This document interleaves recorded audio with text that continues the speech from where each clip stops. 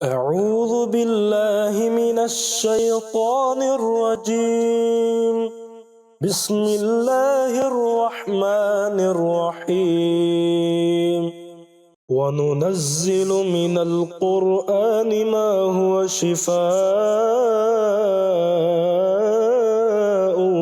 ورحمة للمؤمنين ولا يزيد الظالمين إلا خسارا۔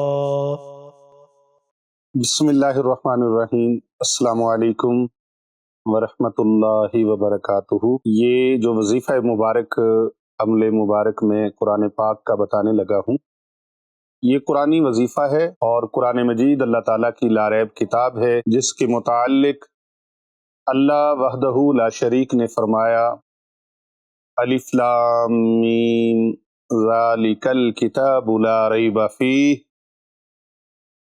کہ وہ عظیم الشان کتاب ہے جس میں کسی قسم کے کوئی شک و شبہ کی گنجائش نہیں ہے۔ آج کل ہمارے سماج میں، ہماری سوسائٹی میں، ہمارے معاشرے میں بہت ظلم و ستم کا بازار گرم ہو گیا ہے، اور بالخصوص ہر رشتہ جہاں پر ظلم کی چکی میں پس رہا ہے، بھائی بھائی کو نوچ رہا ہے، دوست دوست کو نوچ رہا ہے، اور اس طرح رشتہ داریاں رشتہ داروں کو نوچ رہی ہیں۔ ایک بہت ہی خوبصورت اللہ پاک نے رشتہ بنایا تھا، اس رشتے کو بھی نوچا جا رہا ہے۔ والدین کا رشتہ ہے، ماں باپ کا رشتہ ہے، تو والدین کے ساتھ اولاد نافرمانی بے ادبی کے ساتھ پیش آ رہی ہے، اور والدین اس طرح ظلم و ستم کا اولاد کی نشانہ بن رہے ہیں کہ سمجھ نہیں آتی کہ بندہ جائے کدھر اور کہاں جائے اور کہاں نہ جائے۔ ایسے ہی حالات میں یہ سارے رشتے بہت اچھے ہیں، والدین کا رشتہ، اولاد کا رشتہ، بہن بھائیوں کا رشتہ، بھائی بھائی کا رشتہ، بہن بہن کا رشتہ، خالہ اور بھانجے کا رشتہ، بھانجی کا رشتہ، چچا بھتیجے اور بھتیجی کا رشتہ، تایا بھتیجے اور بھتیجی کا رشتہ، دادی دادا کے ساتھ پوتے پوتی کا رشتہ، نانا نانی کے ساتھ نواسے اور نواسی کا رشتہ۔ یہ سارے ہی رشتے بہت خوبصورت بندھن میں بندھے ہوئے ہیں، لیکن ان کے ساتھ ساتھ ایک ایسا رشتہ جو سب سے منفرد ہے، سب سے الگ اور تھلگ ہے، وہ رشتہ ہے میاں بیوی کا۔ میاں بیوی کا اتنا خوبصورت رشتہ کہ اللہ تبارک و تعالیٰ نے ان کو ایک جان میں پرو دیا، ایک لڑی میں پرو دیا، ایک جوڑی بنا دیا۔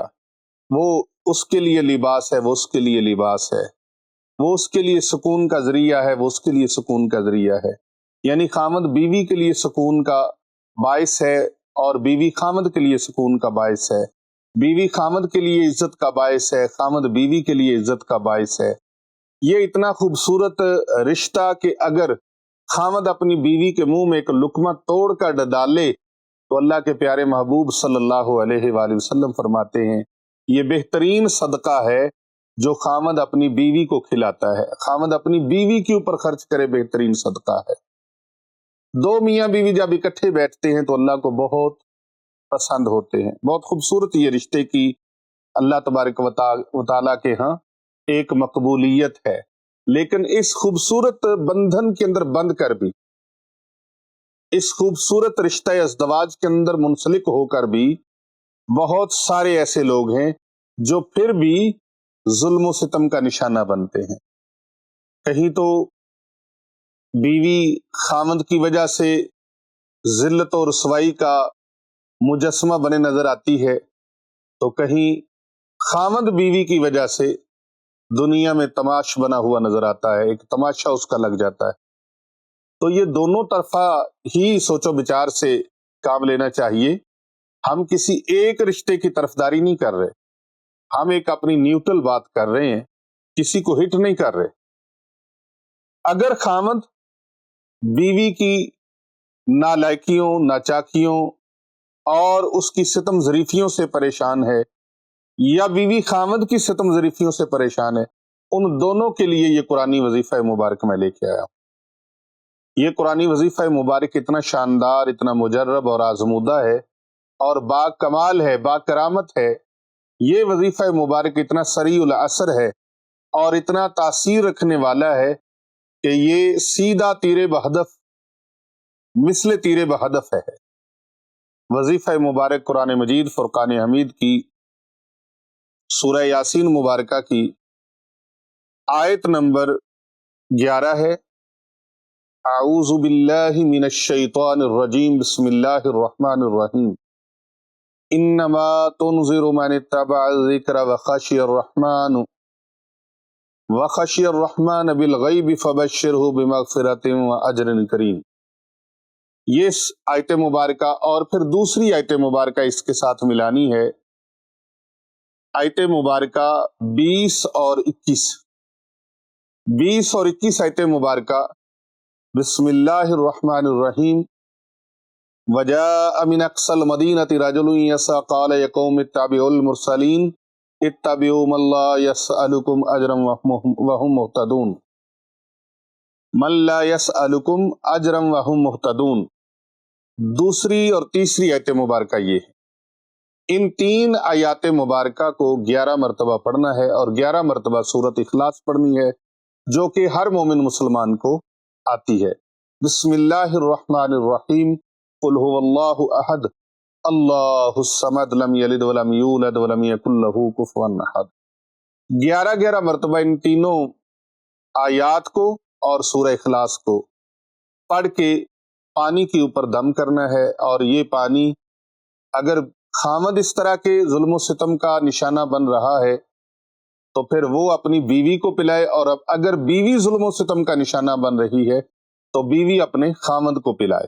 انشاءاللہ تعالی اگر بیوی راہ راست سے بھٹک گئی ہے یا اس کو کسی نے بھٹکا دیا ہے تو انشاءاللہ وہ واپس پلٹ آئے گی، اور اگر خامد راہ راست سے بھٹک گیا ہے تو وہ راہ راست پہ آ جائے گا. محترم ناظرین گرامی، قرآن کریم کی اس عمل قرآنی کی برکت سے اجڑا ہوا گھر بحال ہو جائے گا، پریشان حال گھر خوشحال ہو جائے گا، اور ٹوٹتا ہوا میاں بیوی کا رشتہ، پامال ہوتا ہوا میاں بیوی کا رشتہ، اور ہر طرح سے تباہ و برباد ہوتے ہوئے ان کے تعلقات انشاءاللہ تعالی بحالی کی سمت آ جائیں گے. یہ اتنے دن تک کرنا ہے جب تک آپ خاطر خواہ پوری طرح آپ کی گرفت نہیں ہو جاتی، خامد واپس پلٹ کے نہیں آ جاتا، شوہر راہ راست پر نہیں آ جاتا، یا بیوی راہ راست پر نہیں آ جاتی. اس وقت تک اس عمل مبارک کو آپ نے کنٹینیو رکھنا ہے. ٹوٹل یہ عمل 41 دن کا ہے، لیکن آپ کو فیض 10 دن میں مل جائے، 8 دن میں مل جائے، 1 دن میں مل جائے.